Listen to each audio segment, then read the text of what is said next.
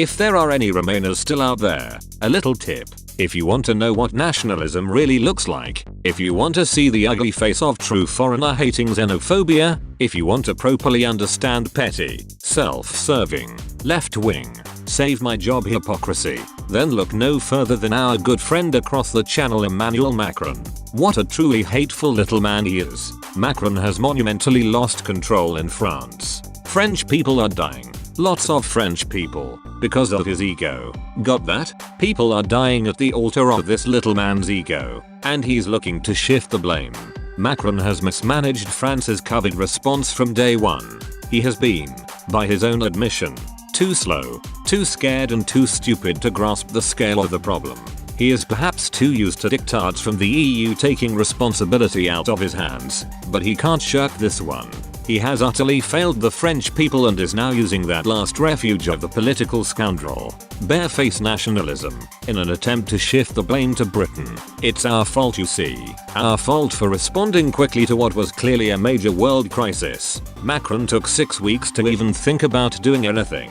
And obviously our fault for investing heavily and early in a successful vaccine.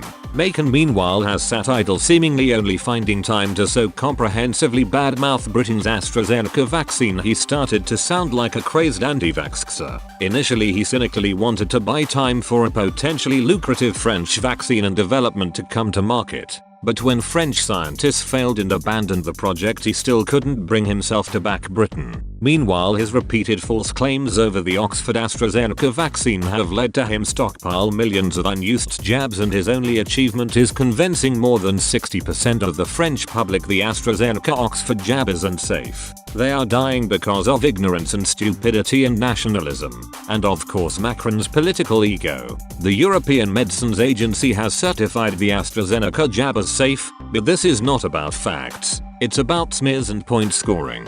A week ago the EU and Macron were attacking Russia, still subject to EU sanctions for annexing Crimea, with some Kremlin officials also under international restrictions for the poisoning and jailing of opposition activist Alexei Navalny, remember. Yet yesterday Macron took his begging bowl to the Kremlin, imploring Putin to consider sending the EU some of Russia's completely unapproved Sputnik vaccine. It's called Sputnik for a reason. To recall that world-shaking former Soviet scientific success, and Putin has been using it around the world as a similarly spectacular example of Moscow's soft power. Macron and Merkel have just handed this tyrant a PR coup beyond his wildest dreams. Desperate EU begs Mother Russia for help. Anyone? Meanwhile, millions of safe, certified British vaccines lie unused in cupboards in Paris and Berlin. Even the most ardent Remainer must now be thinking, blimey, we might have dodged a bullet here, such as the EU's open hostility. A few days ago Macron broadcast a stage-managed mea culpa where he promised to do better. He said his ambition had been lacking and now admired nations which had grasped the nettle sooner, like the USA.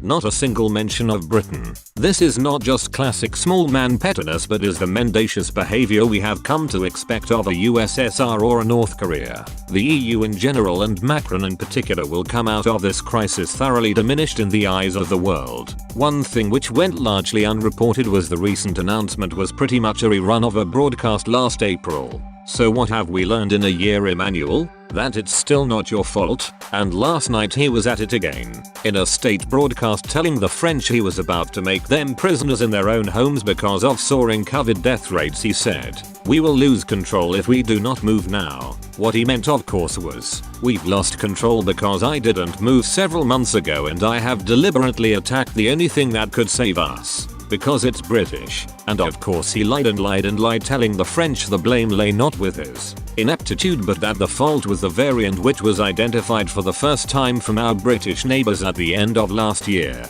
"We've deliberately infected France, you see." Note to Macron, it's called the British variant because British scientists identified it. You're welcome. Ultimately it boils down to this. Macron is jealous of British success because it makes him, and the EU, look bad. And this jealousy has spawned an open malevolence to us. Bottom line, he simply cannot stomach France being bailed out a third time by Britain he so openly despises.